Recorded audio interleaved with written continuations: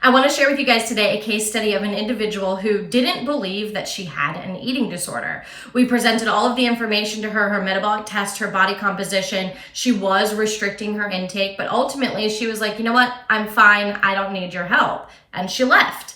And I know that feels like maybe a little bit of a weird thing to share, but I wanted to do that because unfortunately there are lots of individuals who are in that place. And in many cases, those individuals never even get to seeing a dietitian. So we're fortunate that we were able to give this person some information. And I really hope for this person's sake that she does realize what she's doing to her body and wants to work towards recovery. But it was at the point where there was nothing medically speaking that we could do to basically force her into any sort of treatment or anything like that. And so what happened is, she took the information. She basically said thanks, but no thanks. And again, I want to share this because I think it's still helpful for people to understand where people can be in their phases of their eating disorders, because that eating disorder voice can be so pervasive. That voice can take over and make individuals feel like, it's not that bad, I'm fine, whatever. And this person was kind of in that point when she came to see us. So as usual, we'll go over the metabolic test. Now, real quick, before I get into these metabolic test numbers, this particular individual is 5'2", and when she first came in to see us, she was 101.6 pounds. Now, she was restricting her intake really, really low. She was only eating about 800 to maybe 1,000 calories a day.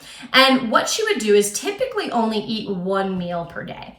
And kind of the, I guess you could say, sneaky thing that was going on here is she was really able to hide this from friends and family and anybody around her, making it so that none of them were concerned for her, because she would eat that one meal, particularly when she was with other people. Now, she's an adult, she lived alone, so it wasn't that often that she was eating with other people, but she did have friends that she socialized with, so it was a couple of times a week. Now, so she would eat whatever she wanted when she ate that one meal, which is also a little bit contrary to some individuals with anorexia. A lot of individuals with anorexia have fear foods and wouldn't eat something that was particularly calorically dense. But this case, she would do that. She would eat mac and cheese and burgers and whatever, which again made friends and family feel like there was no suspicion, no concern. However, what they didn't know is this was the only meal that she had eaten. And oftentimes, if she didn't have plans to eat a meal with someone that day, she would fast all day. So there was times she was eating nothing. There was times she was eating 800 calories, but really the highest her calorie intake ever got was 1,200, and that was really not often. So her metabolic rate, as you can see here, is way too low. 902 is well below that predicted number, meaning her body's compensating. That metabolic rate is dropping because it's undernourished, and your body's compensating for being under fuel. The body was also breaking down way too much of her muscle mass, which we see here in that protein substrate being too high. This means that her body needs an additional source of fuel, so it's also chipping into things like lean mass and muscle to get extra calories because she's not eating them on the day-to-day. Now, let's flip over to the body composition analysis. As you can see with this body composition analysis, she only came for 2 visits. We presented her all of the information of her metabolic test, her body composition, and really encouraged her with a meal plan and all of this stuff, but she was not in a place where she wanted to hear it, and she didn't believe that she had an eating disorder. Now, just a quick aside, her physician had actually diagnosed her with an eating disorder. She diagnosed her with OSFED, which is other specified feeding or eating disorder. And what this person said to me is that she thought that her physician was overreacting.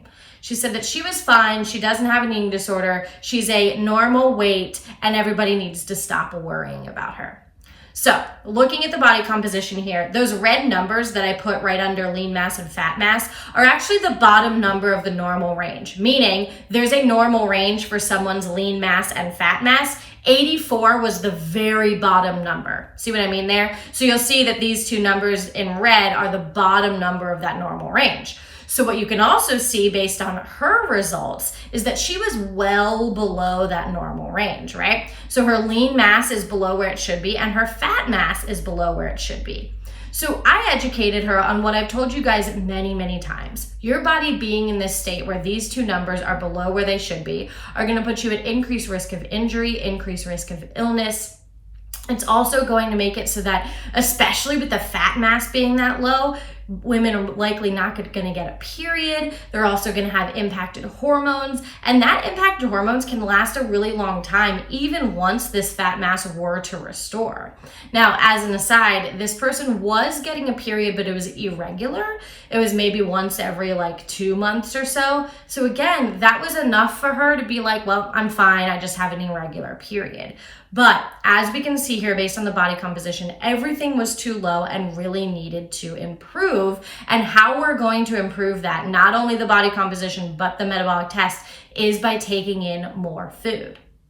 So we tried to set this person up with a plan. We gave her a meal plan of, this is what you should eat. This is how much you need to add. You really should be eating more than 1 meal a day, and tried to set her up with reasons why to do so. We talked about how it's going to improve her energy. We talked about all of the things that we said with, preventing injury and illness and getting a regular period and preventing osteopenia and osteoporosis, and, kind of pulled out all the stops for why your body needs food and nourishment. And she was nice and she was receptive to it, but ultimately she decided she wasn't going to come back. Again, I know this feels like a little bit of a weird short story to share with you, but I wanted to share it because this does happen. If you're experiencing this with someone in your life, if you're noticing that maybe someone is severely underweight, or maybe not severely, but underweight, or you're noticing that someone does have a weird relationship with food, it's possible they could be in this place that I presented you today.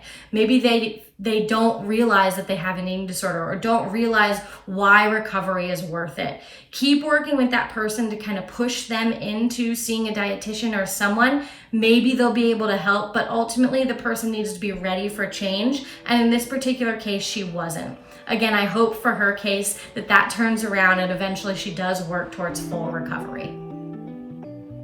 Thanks for being here, guys. Don't forget to like and subscribe.